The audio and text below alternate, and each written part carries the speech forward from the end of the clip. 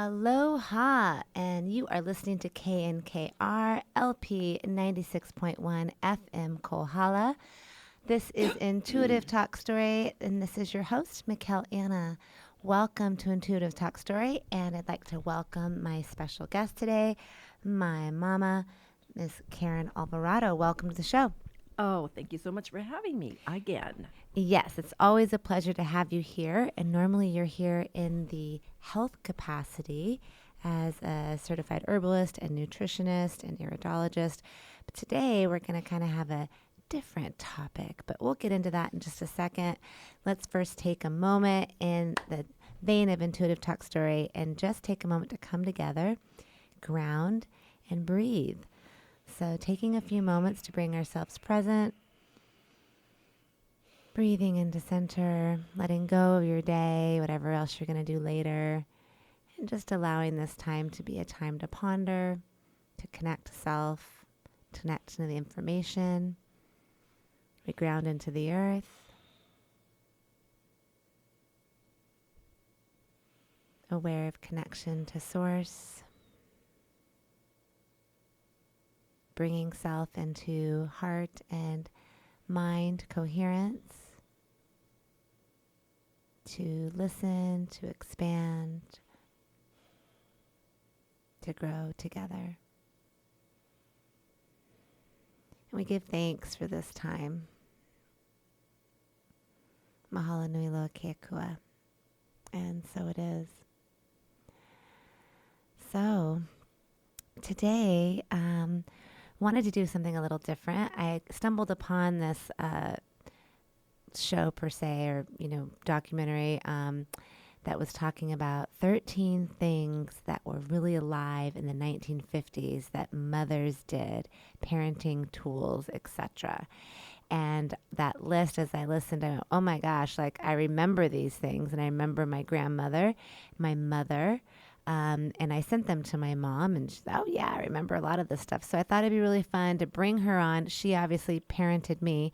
So we could talk about these kind of reparenting tools and things that maybe for all of us, either in our own lives, if we are raising children, or if we're aunties, we're uncles, we're grandmas or grandpas, these are all things that we can think about and how they created the people that we are today, and those of us who come from who were born in the 50s, the 60s, the 70s, even the 80s, and how that has changed and how we're creating and rearing kids these days based on the fast pace, the tech, and all the stuff.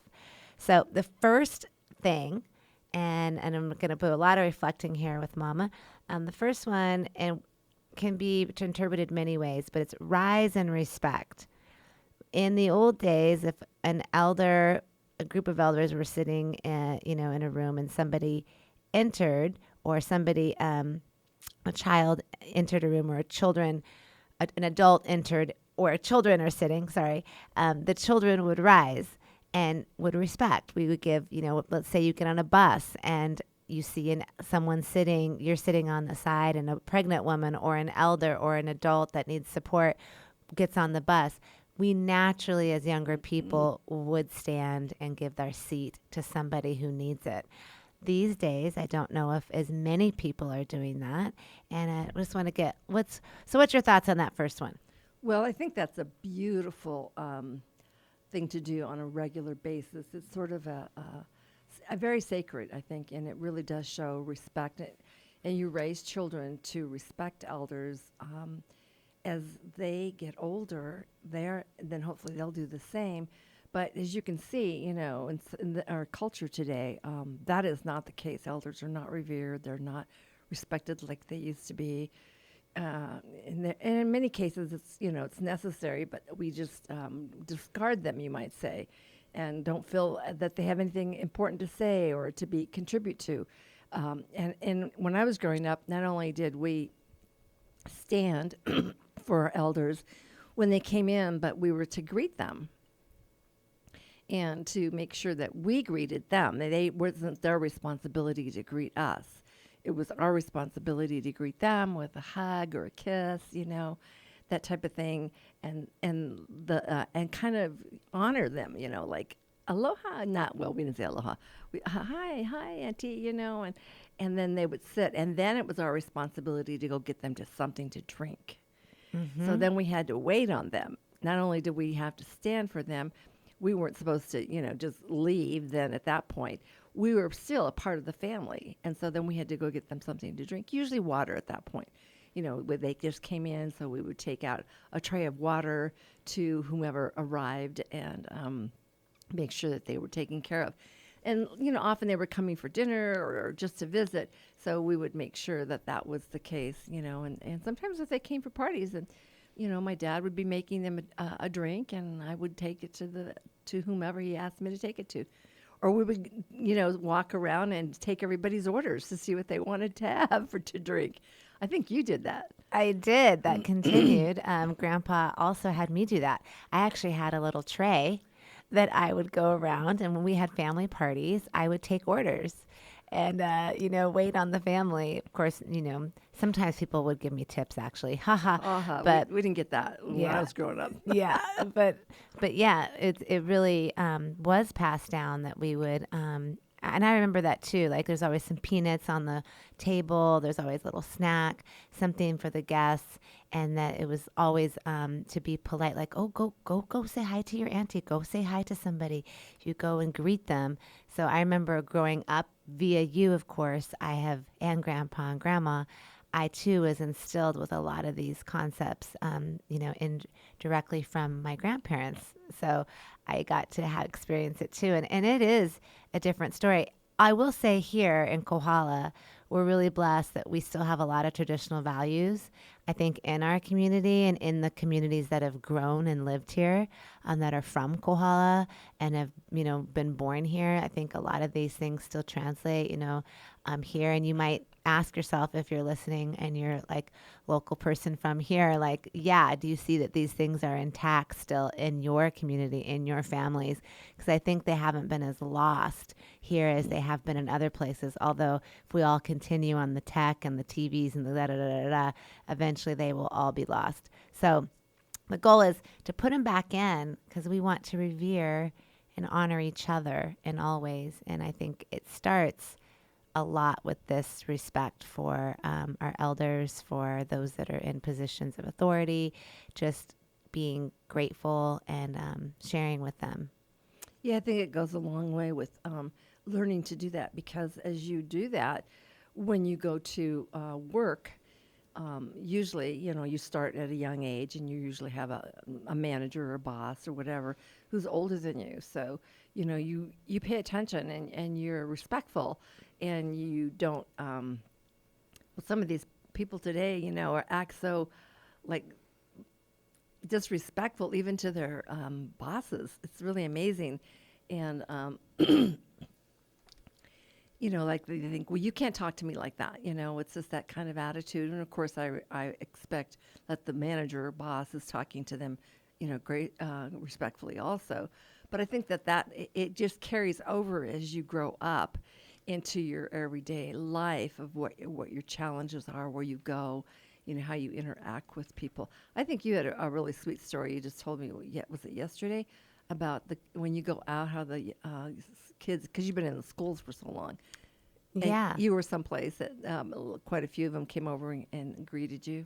Yeah, I definitely feel like that's why I say in our community, I think we are pretty blessed, because I work with a lot of the kids in our town, and they are always so sweet and come and greet me and give me a hug and say hi, auntie, and are always full of a lot of respect. So props to our parents out here who will continue to infuse these kind of things. And this goes right along with another one, which would be things aren't up for negotiation. So, for instance, we'll start with this one: bedtime. Bedtime's not a negotiated situation. Bedtime was enforced. So they were saying how, like, 8 o'clock was bedtime for the younger kids, 8:30 for the other kids. And that was enforced. And there was a routine that happened with that too, right? Everybody brushed teeth, take showers.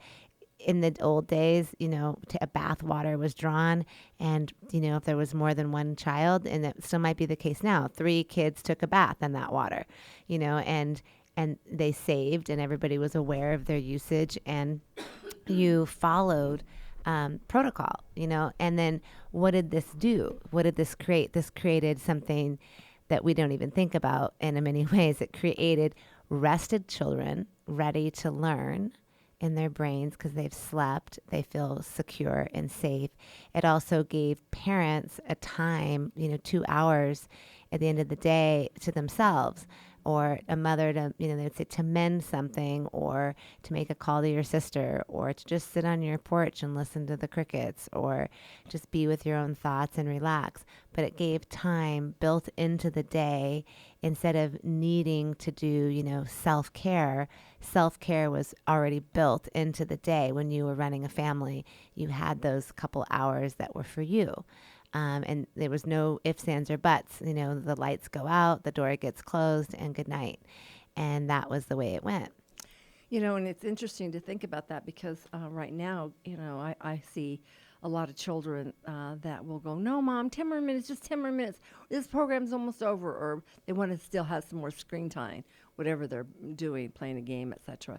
And it's like, can be a battle, and again, it goes back to the lack of respect for the parent, that they're, complaining and negotiating or fighting for additional time. Kids don't want to go to bed. But for us, it was never an issue. I mean, we just, knew exactly what time actually, it was kind of like with, when we were growing up, there were certain programs we watched, and that was it. We had like four television programs. We knew when that program was over, it was time for bed. So there was no, wandering around the house looking for something to do, or I need to go to bed now. I need to get up and get a glass of water or something like that. We did have regular desserts in the evening. We got our dessert, watched whatever last program it was on television. We brushed our teeth and went to bed. It was very simple. There was no drama around it. There was no fighting. There was no negotiating. And I wouldn't have thought to question my mom. On top of that, I just would have never thought to do that. Right. And this brings up another one, which is negotiations in general. Nowadays, you do hear, and as a teacher, I've seen many parents that negotiate with their children. And back then, it was really common to hear, well, because I said so. Why can't I do that? Because I said so. Just the answer is no. I mean, I've heard from you many times when I was young, the answer is no, Mikkel. Like there's no, well, but why? Because I said so. There was no negotiating, no explaining. And they bring up an interesting point that when we explain to our children every single thing that's happening, we then in some way are saying we are getting permission. We're giving up a piece of that authority, that we need your permission. I don't need your permission to agree. You don't need to agree with me. It's just no. And there's a good reason for it. And you get to trust that me as the parent knows better and knows why. And then it creates this platform of the parent is the word is beneath your feet. Like you said, you would never have thought to question it, but you knew they were in charge. You knew that they knew what was going on. And there's things you didn't yet know. And you trusted that because there was a firm foundation underneath you that you didn't question. This is just how the house ran. Whereas now you have a lot of kids telling their moms what to do, telling them how to do it as if they don't know. And that might be in part because of the power that's been given up in trying to explain everything and to get a negotiation and an okay. And I think that's come out of, my generation, I've definitely seen wanting to, be kinder, do a better job. But in essence, I also saw them get walked on a lot because of this kind of wanting to be friends with your child, which is great on one level because we all are unified and we're all one. And I love the honoring of a child's gifts. But there is this sense of security and safety that happens when that word is just held. Well, on top of that, again, I would have never dared to question my mom, let alone my dad, when they told us something or when I asked if I could do something and it was a no. And I didn't say, well, why? Why can't I do that? Why not? I mean, I probably did when I was a teenager, more so. You know, as a teenager, I remember, arguing with my mom and begging her to let me go out. I don't want to stay home another Saturday night, and begging her, begging. Finally, she'd get, so tired of me begging her, she'd let me go. And then by this time, I'm 16 and I'm driving, so I don't want to stay home with my mom. Anyway, the point is when I was younger, though, let alone, I recall when any elder would tell us, you can't do that. We're out playing, and you're doing something you shouldn't be doing. And any elder tells you what to do, you would be respectful and you would do it. And you wouldn't say, "Why? You're not my mom." I mean, you hear this kids this day, they're so taunting, and "You're not my mom. You can't tell me what to do." Nobody did that in our neighborhood. If there was a mom on board in that yard you're playing in, and she saw you do something, she's going to call you out. Okay, so you're leading us right into the next one. So that was the one we just talked about was, things are enforced. I said because I said so, but also now you get into the neighborhood raise the kids. And like a lot, we do have more of this here in our community. And in Hawaii in general, you have more of an auntie-uncle way of rearing, which means, we're all take responsibility for the kids around us. And I, as a teacher and an auntie, I often will correct kids and say, this is what it is. And then you would tell the parent or tell them, well, JoJo was doing X, Y, Z or pulled so-and-so's hair. And I let them know that wasn't okay. I told them what to do, and I'm just letting you know about it. And that's kind of a point like you just said. And not only that, but then when you got home, right, after your neighbor told your mom about it at the dinner table, you would then it would be talked about like, well, Doris called us today and let us know that something didn't go right at the basketball field today. Would you want to tell us about it? Something like that. So the accountability of the neighborhood really played a part in that rearing and that system.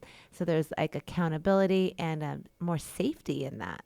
Yeah, I would say, we're addressing an age group where it's more elementary age. Yeah, elementary school age. Elementary school. So this is the upbringing of young children. We're not talking about Teenagers. or preteens, because that's a whole nother genre and a whole nother way of communicating, in my opinion, today with your teen, And what I would like to say with regards to that, I mean, I don't think anybody's going to get away with I said so with a teenager. But and I don't recall doing that. But I think it's more when they're young, and to instill that respect so that they still have a level of respect and know that they are to be disciplined by the parent if something goes down. As they get older, the challenges get harder with your child if you do not do your work when they're younger. And I think these things that we're talking about are really important for foundational type of training. And foundational training is going to make the easier on you as a parent when they become preteens and teenagers. Yeah, and that's kind of too what this show was talking about, was that the things that get instilled and we from a young age forward are our training, and without that training we then grow up to be adults who don't know how to act in certain ways. We don't know how to be respectful. We don't know how to be patient, and even so, and these routines and things that are really they are really affirming for connection. Like, so back to the dinner table, that's another one that they listed, that the dinner was was sacred. The dinner table was a place where you practiced manners. Everyone showed up. You had to be there on time, and you had to help. Everybody helped, which that brings another one, which is chores. So 2 things on that. I grew up with you, and we had, I had stepbrothers and stepsisters at the time, and we had a list on the refrigerator because every week my mom and they would make a list of what's going to be eaten for the week. There was a menu that got put on the refrigerator, and alongside that menu were all of our jobs that needed to be done for dinner to take place. Counter wiping, dishes, prep, cleanup, all of that needed to happen for dinner. And you had a job and you needed to show up at a certain time and do your job like a job. And so that was instilled in our house that we all knew we were part of the workings of dinner. That was because we live here. It's my responsibility, not for any other reason. So dinner had this whole energy around it. And what they were saying in the 50s, they would talk about it being like this place of manners and pleasure. Don't bring anything. Don't talk about gruesome things. Make this just a time of sharing and enjoyment and connection. Yeah, and I think it's really important, again, younger people, when you're raising them, is to routine is so important. And part of the reason I did that is these kids were all, let's see, we had two in middle school and two in elementary, and they were hungry. When they got home, they could have a snack, but they want to know what's for dinner, what time we're going to eat, and so that's why the posting, took place. Because what I always say is, if you're not part of the solution, you're part of the problem. So the problem was children need to have direction. They like routine. They want to know what's going to happen. And instead of, hey, we're going to have dinner when I call you or whatever. I mean, that's poor parenting to me. It's, what's important is to, again, we want to be loving and patient with our children, but you have clear cut boundaries. And that's what we did is I had boundaries of they knew what was going to take place and nobody had to be asking, dad if he got home first, what's for dinner? When are we going to eat? What's for dinner? When are we going to eat? Everybody knew. Now, the important part about dinner, which is, we made a dinner. Everybody ate that dinner. If you don't like what we made, that's too bad. Either you eat it or you go hungry. That's on the list. That's another point on the list. Everybody ate what they were served. Yeah. And for me growing up, it was because we're on a limited income. We have a budget. I mean, we're lucky. My dad was a hardworking blue collar father with two jobs, and my mom worked in the schools, serving food too in the elementary schools and then the high schools. But we had a limited income, and so, you don't waste food, and you're lucky you got to eat. I mean, and so one dinner was prepared, and everybody ate that dinner. And on top of that, in when I was growing up, my mom served the food. She served your plate. And so you ate what was on your plate. We didn't get up and get seconds. I mean, I just think she knew portion control, which was really important. We weren't fat. Our kids and my generation didn't gain weight. I think, again, had a lot to do with, the amount of food that was consumed and the quality of the food. But my mom even served us our portion, so I didn't serve, let's just say I don't like green beans. I didn't serve just three green beans on my plate. That didn't happen. Well, you had a portion of green beans and you had to eat them. That's right. She served everybody the same portion. Well, my little sister was younger, so she ate a little bit less, of course. She was 3 years younger. But yeah, so everybody was respectful of the food that was made. Unlike today, I see. Oh, he doesn't like that. I'm sorry, that's what we're having. Right. Yeah, it's such a big deal. And you think about, and they brought up in this show that you're talking that in the 50s, that was post-war. We just had World War II. So people were very much more aware in their present life around being mindful of usage because we just experienced a war in America. And all this stuff that we're talking about also works best in, where there's some safety. Obviously, if you're in a really unsafe environment, then a lot of these just go right out the window. But if there's a safe environment where there's, at least the ability to create some systems, then this can really be implemented. And many of us can do that at this point in the game. So, yeah. I think that the most important thing with regards to all this is that we were served a nutritious meal on top of that. We didn't eat, mac and cheese every night just because that's what the kids ate and that's what they like, or SpaghettiOs. And I think it's real important to realize that, food back then and like today is the food's contaminated. I'm going to do the nutritional thing for a second.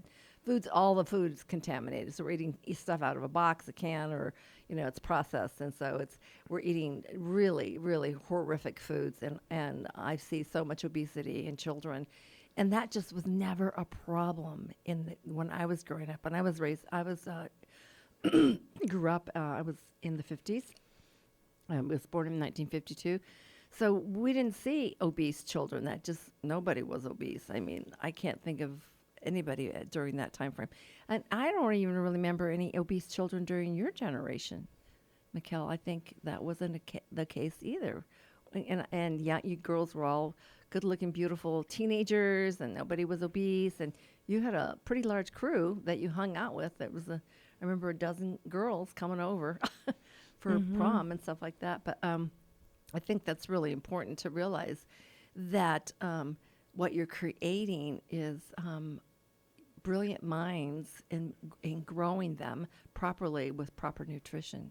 You're creating children that are going to be healthy in their mind, in their emotionality, and in their spirit, Well, and you bring up, which is not actually on the list, but it's something I think about, is things like home ec and shop were in the schools, inherent in the school system. Like we had those classes. Like I was even taught to cook in middle school. I learned how to cook. I learned how to sew. I mean, from you, I learned how to sew, but also at school. I mean, we made stuffed animals. We made chairs. We sanded stuff. We made things with our own hands. We were taught how to do skills, and you learned how to cook. And of course, I cooked all the time with my grandma. I grew up cooking and making cookies and making dough and rolling out dough. And, she would make kraut barus. We'd make the dough, the bread, and then we'd fill it with onions and garlic and, ground beef or whatever, cabbage. And we'd make that. She made a pot of beans. You made everything from scratch. There was no artificial food. There was no food in a box coming out of my grandmother's kitchen. My grandmother made everything from scratch, and not really in our house either. Growing up, right. we made food. Right. I remember the spaghetti sauce boiling for hours. Making a sauce, and ooh, it's cooking. It's going to be so yummy. So, we grew up with more whole food living, and a lot of people are implementing that again. And thank you. We all got to stay out of. We've talked about the food situation, and boy, we could talk about that for a long time. Yeah. What's going kind of stay out of the interior of the grocery stores, and we just want to buy real food and then make stuff and recipes. You also had recipe card catalogs were in the house. There was ancestral stories being told about through our food. Well, this was a dish that your auntie made, or this was what your grandma made. We had, a bunch of my great aunties and my grandma. Every holiday, they would get together and make tamales. And so I got to see them all making tamales, and that's part of our ancestral foods. They were a part of our life, and we were a part of it. And it got passed down that way. It wasn't something far away from us. It was embodied. Yeah. Right. And I think that you go back to being in the kitchen. I think it's important to bring children into the kitchen as much as possible, that you have if you have time for that, to show them what you do, to show them how this is made, to show maybe talk about where it comes from, that type of thing, as you're making the meal. But it's also important that the kids take responsibility for helping. I mean, if I made the whole meal, the children are going to clean up and are going to do the dishes. It's just a shared responsibility once again. You don't get to waltz in here and eat and then waltz back out while I, do all the cleaning and sweeping and washing and drying. We didn't have dishwashers. Right. So I remember when dishwashers came out, and we were teenagers, and we're like, Dad, when are we going to get a dishwasher? He goes, I already have 3. I mean, what do you mean? All 3 you girls. My dad was a jokester, so we never.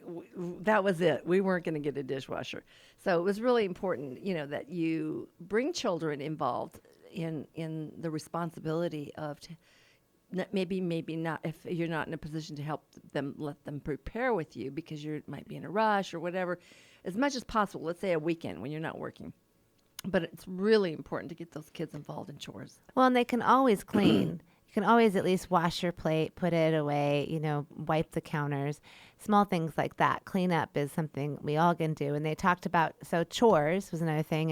And in those days, like a 4-year-old would be helping fold laundry. By 6, you're doing a job. By 10, you're carrying heavy laundry baskets and maybe feeding the pets. And, everybody's got jobs at every age that are age appropriate that you can do at that age. But you learn instinctively that in order to be part of this household, we all share responsibilities, just like you're saying. And we didn't, get paid for it. Whereas nowadays, and I did get an allowance later in my teen years. Yeah, you started giving me an allowance for doing certain things. But earlier on, there was no allowance. Like when I was 9, there was just, you do it. You get to, that's what has to be done because, well, it needs to be done and you live here. You have a roof over your head and you're part of the family. So that's what you get to do. And so knowing that, and this is a huge one for making adults that know how to clean their own house. Like I've had, young people house sit for me and I'm appalled at like the ability to clean. Like nobody ever taught you to clean. What's going on? And so that's instilled at an early age, the ability to how to clean, what needs to be cleaned. I couldn't go way until I was a teenager, carried on through my whole rearing in your home.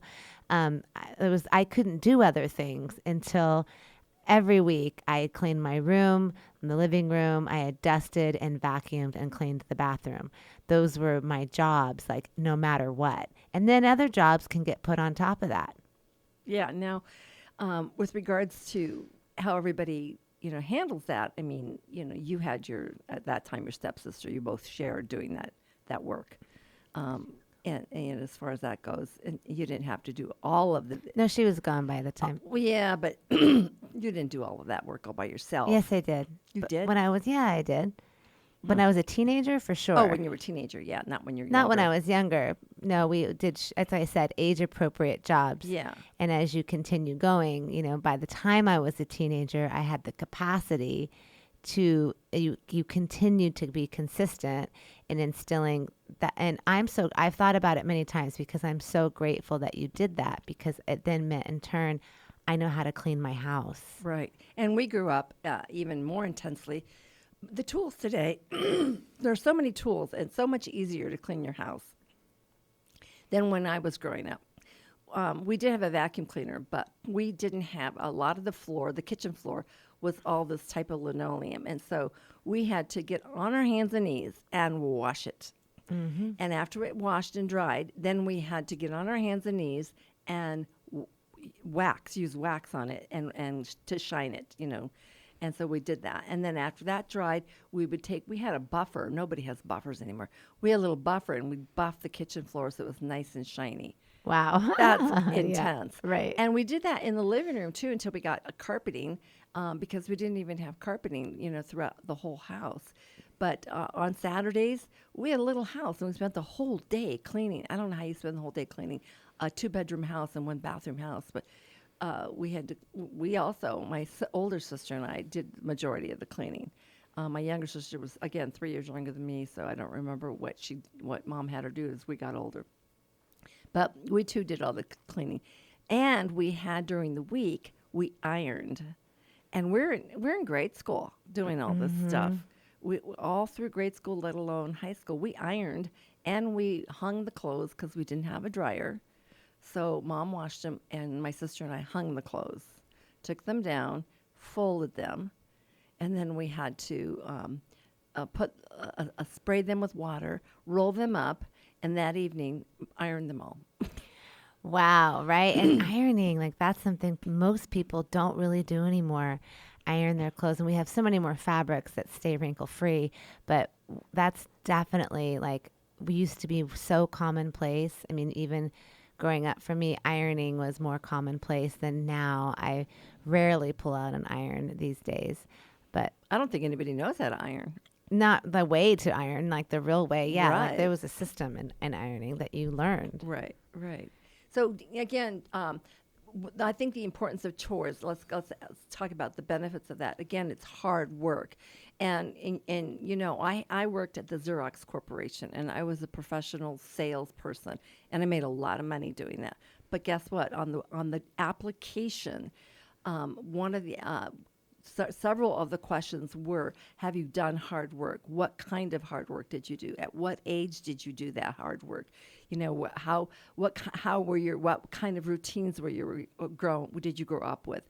I mean, when I talk about hard work, when we were in our preteens and into high school, we mowed the lawn. I mean, my sister and I started mowing the lawn probably when we were in the fifth or sixth grade. We mowed the lawn, we raked, we pulled dandelions. As we got older, we helped my mom paint the house. Right. Paint when we wash windows. I mean, who does all that stuff? But you know, it's really important because it contributed to me getting a very successful job. I mean, that wasn't the only reason. I mean, I had a degree, and they asked a lot of other questions. You have to do well in the interviews, but my overall demeanor was that of respect, professionalism. Was intelligent, I was disciplined, and I was raised learning and knowing hard work. I don't even know if those questions are on applications anymore. Well, yeah, that was, let's see, I was 25 when I went to work, so that was like. That was a while back, but but also, yeah, the hard work. I too, because you're my mom and you were raised this way, you did pass these things down to me as well, and this goes into like back to not giving choices for, well, they don't like to do that. Like, it doesn't matter if I don't like to do it. I had to do it, and again, really grateful for that.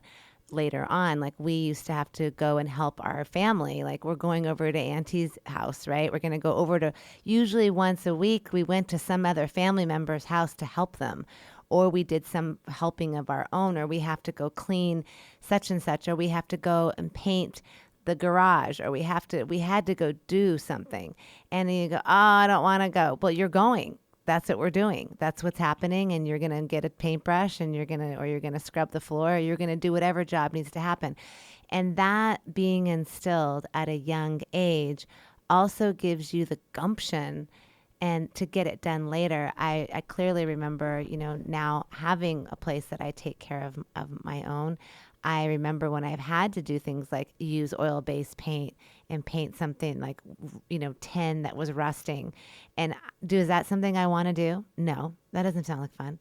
But I did it, and I could buff up and have the gumption to do it because I was raised, you just get it done. This is what needs to happen.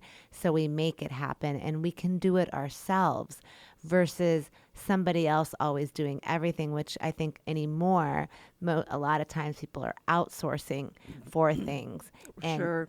instead of doing it yourself, which kind of brings us to another thing on that list, which is repairing, mending and repairing. Instead of buying something new, throwing it away, the first answer was always, well, have you tried fixing it? Have you tried doing this?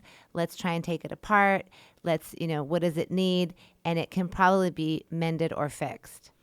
Yeah, you know, it just breaks my heart to see so much stuff thrown in the dump. Oh my God. It's And with our overwhelming. Costco kind of life. Oh my and, God, jeez. it's so horrible. And we live on an island. Where's that all going? I think that mean, every it's time I go to a horrible. store. It's so horrible. And you know, I'll be extreme here. But I grew up sewing, so anybody that's listening, if anybody's listening, those shopping bags that you get, you know, like at Walmart, they're $1.50 or whatever. Mm-hmm. Well, one of my shopping bags had a hole in it, so I just sewed it, needle and thread, literally sewed up the hole, so I Right. could continue because it was still looks great. I mean, it was gnarly. I or mend things nasty. all the time. And who sews buttons on? If a button goes missing, you know, who sews a button on? Well, I sew buttons on my stuff. little. I don't have a sewing machine anymore, but you do. Well, I do. You always come over and you can use it. Yeah, and so, but the thing of it is to fix something is, and the art of fixing something versus replacing it is really important. It's very, very important. And it's brought us to this consumer mentality these days where everything is breakable, replaceable. And what does that also do? That creates a people that tend to throw things away and throw people away and not persevere and persist. And work hard at trying to repair, and we really do need to, that's a quality. Sometimes I've stayed too long in things trying to repair, but I'd rather have stayed long and gave it my best and my all and then realized it wasn't going to work than to have thrown something away in my life that, had I just took out a needle and thread and made it better, kind of concept. I was at my mom's house during the summer, and I did this at my house recently, but there was something that had broken, and I said, "Mom, this is broken. You may as well just throw it away." Don't throw it away. She said, "You can glue it." So I've got this. I've got the, what is it called? The quick glue. The super glue. So I've got super glue right here in the drawer. Just glue it. Okay, and it takes patience, right, to glue something back together. So it's the lack of patience in this generation. It's, I want to have it now. I want to have it now. Hurry up and look it up and give me the answer now. So to sit down and patiently, glue something back together is really a beautiful gift to yourself. You've done it, feels, oh, look at that. It looks beautiful again. She said, I was going to throw that away. And I had a little pot that, you put a plant in that had broken, and I glued it back together. Well, because I didn't want to throw it away. It was just a small, a couple of chips have chipped out of it. But that's so important is learning how to repair stuff and taking the patience to do that. Absolutely. Oh my goodness. Our show is flying by. We're going to take a quick station break and come back and discuss a few more of these points.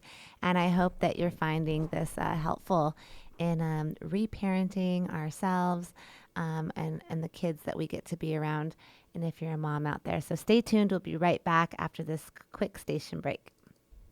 Are you ready to transform your health? Are you ready to feel amazing in your body temple?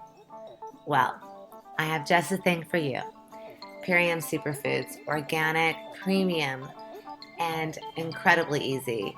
These formulas are formulated to give you exactly what you need no matter what you're looking for, from protein powders, green drinks, everyday super aminos.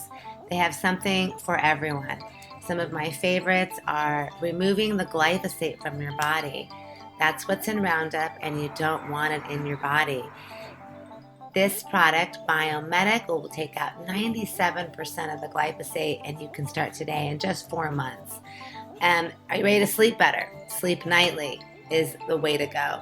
We also have biohack packs specifically driven for all sorts of different types of bodies. And if you're ready to cleanse, we have the Ultimate Lifestyle Transformation Reset Program, which is a total reset in starting your health and creating new healthy habits. There is something for everyone.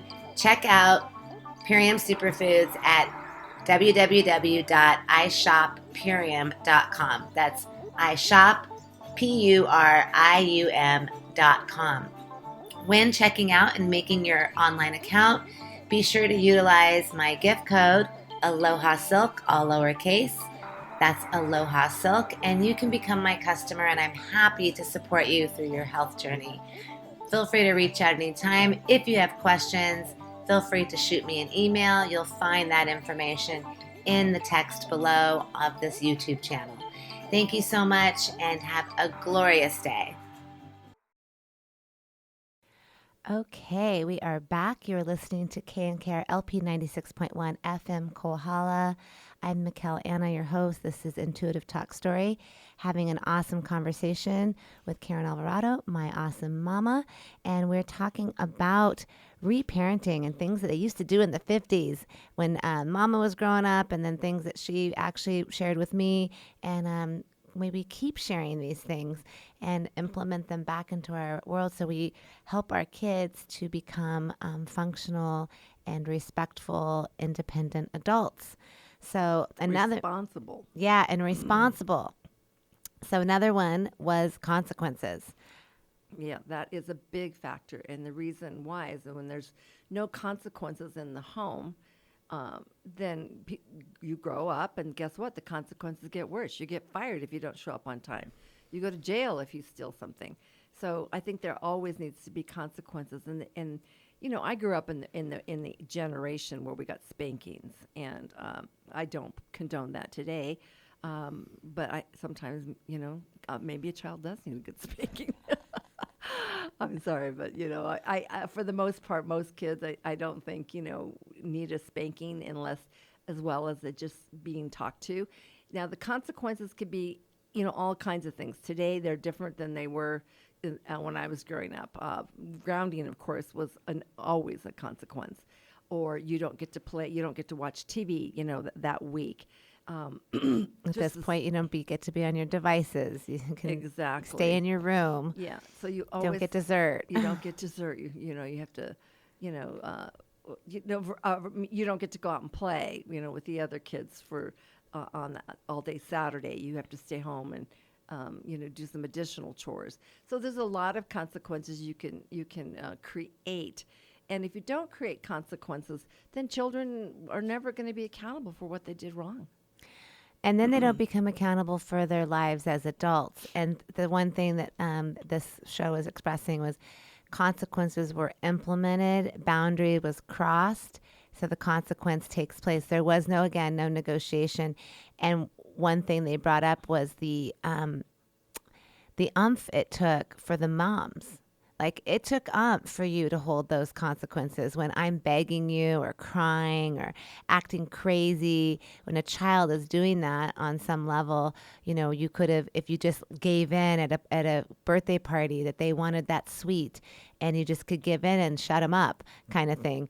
But no, to hold the consequence note, you already had one and that's it, meant that 15 minutes of whatever maybe took place, 15 minutes of uncomfortability took place. And the mother sat in it and sat with that uncomfortability and at every cost, even when it meant being the bad guy, and I remember you definitely, I thought back then, I thought sometimes she's the bad guy. She's not nice. I know. Well, I see children fighting with their parents in the stores all the time. Right, like negotiating that. Oh my God, we never fought with my mom. And if we wanted something and she said no, she gave us the evil eye, first of all, and said no, and we put it back. If we didn't, you got taken out to the car and sat in the car. I mean, you don't get to, make a fool of yourself and to make a fool of your parent in the store. You get disciplined for that, and you might get spanked when you get home. Right, and we don't have those kind of things anymore, which is great that we aren't spanking our children. Of course, we don't need to use physical things, but we can be smarter and use our minds and our hearts to implement and explain that you will think. We heard that a lot. You'll thank me when you get older, but you will thank me when you get older, for teaching you how to deal with life, right? Take responsibility for yourself. And that brought up another one that you said, you don't get to allow your parents to be made fools of, or yourself. Well, back in the day, the partnership between the husband and wife was the central format of the relationship. It wasn't, the kids weren't the central format. It was the reason why the kids are there was the central format, the marriage itself. And this, kind of like, you didn't feel bad about going out and having an adult date. Like, you kids are staying home. There's a babysitter, and like it talked about, like a mom getting dressed up and going out and not feeling guilty for getting dressed up and going, we're going out on an adult night, and you kids get to stay home. That was acceptable and more of a thing than there is now, where it's kind of, the kids are always like, and if the kid is running the household, then that also makes them feel like they know innately. What this was saying is, they know innately that they're not that they can't be the most important thing in the room. that actually I need somebody else to hold that and know that it's safe for me to be a kid. So when there's these strong parameters of who's in charge and what's important, then the kid gets to, well, be a kid. Right. And I think I remember so much my mom and dad having date night. That was really important to create date night, because otherwise, you get consumed in in a relationship that does not enjoy romance and love and those types of things and fun together. The mom and dad have to have that. If not, if there's not that consistency and stability between the mom and dad, what happens? Divorce. Back in the day, nobody got divorced when I was growing up. There's divorce is rampant now. And so I think it's really important that you have adults, enjoy time together, and wind down in the evening. The children don't run the roost, all night long. And more importantly, it's just beautiful to experience seeing, we got babysat every weekend because mom and dad were going to go on date night. Mm-hmm. It wasn't once a month. No, right. And even myself, as back to the chores and working and having responsibility, by 11 years old, I was babysitting for my neighbors. And they would have date night. Like I used to babysit at least once or twice a week. On a Friday or Saturday night, I was babysitting a younger kid somewhere and making, $5, $10 or whatever. I was making a little money, because I was instilled early on to do chores and that I could make money. So I did end up working earlier too. Like I started working at, 13 and a half.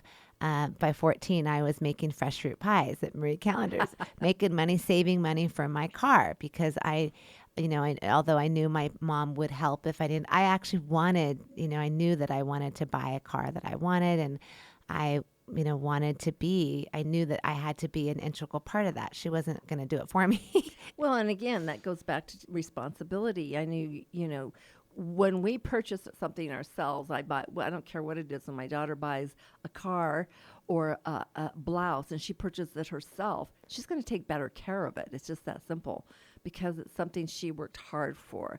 And if you don't teach children the value of hard work and then earning something on their own, they will be very, very just irresponsible as they become adults. And you wonder how some of these kids are managing their life today. Oh my gosh. Well, and I want to bring it back to the chores, and earning is one thing, but I think now what I do see a lot of these days, and it's kind of in our education system and all over, is we're giving away too many brownie points and too many, like, here, you get a treat for just regular stuff. You just sat in your desk and you get a treat.